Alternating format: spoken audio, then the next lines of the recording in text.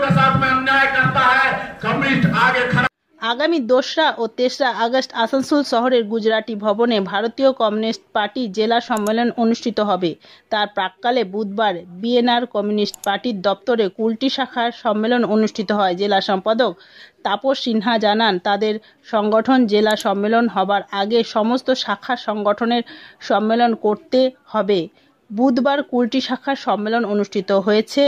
সম্মেলনে মূলত আলোচিত বিষয় আগামী ডিসেম্বর মাসে কমিউনিস্ট পার্টির 100 বছর পূর্তি রাজ্যের সব জায়গায় পূর্তির উদযাপন করা হবে। কারণ ভারত স্বাধীনতা সংগ্রামে ভারতীয় কমিউনিস্ট পার্টি সরাসরিভাবে যুক্ত ছিল, সেটা নিয়ে আলোচনা হবে। সারা রাজ্যের সাথে জেলার গরিব মানুষদের পাশে থাকা, ছাত্রছাত্রী ও মহিলাদের সুরক্ষা নিয়ে প্রয়োজনীয় পদক্ষেপ নিয়ে আলোচনা করা হবে।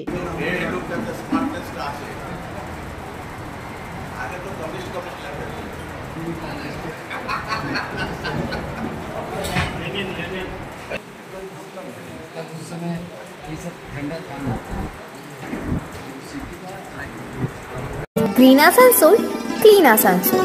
পার্টির জেলা সম্মেলন 2 এবং 3 আগস্ট আসানসোলের গুজরাটি ভবনে হবে। আমাদের সংগঠনের নিয়ম হচ্ছে, পার্টির নিয়ম হচ্ছে 3 বছর অন্তর সর্বস্তরে সম্মেলন করা। যেহেতু জেলা সম্মেলন 2 আগস্ট, তার আগে আমাদের জেলার যত লোকাল কমিটি, যত ব্রাঞ্চ কমিটি আছে তাদের সবাইকে সম্মেলন করতে হবে। সেইভাবেই এই 2-3 আগস্ট জেলা সম্মেলনের আগে আজ কুলটি এলসি তাদের 22তম লোকাল কমিটির সম্মেলন তারা এখানে আজকে করছে। এখানে 80 জন ডেলিগেট আজ উপস্থিত হয়েছেন এবং যে সম্পাদক আজ আসেন লোকাল কমিটির কমরেড অনিল সিং, তিনি সম্পাদকীয় প্রতিবেদন পেশ করার পর এখানে আমরা যারা নেতৃত্ব আছি জেলা থেকে, যারা জেলার নেতৃত্ব আছি তারা সবাই এখানে উপস্থিত থেকে আমরাও আমাদের মতামত জানাচ্ছি এবং তারাও তাদের মতামত শেয়ার করে সম্পাদকের প্রতিবেদনের উপরে আলোচনা করবেন এবং আমাদের কোন কোন জায়গায় ত্রুটি ছিল, দুর্বলতা ছিল এবং আগামী দিনে আমরা কি করতে চাইছি, এর সমস্তটাই হচ্ছে যে আলোচনা এখানে হচ্ছে এবং হবে। এই সম্মেলন 3টে পর্যন্ত চলবে এবং যারা উপস্থিত আছেন তারা আলোচনা করবেন।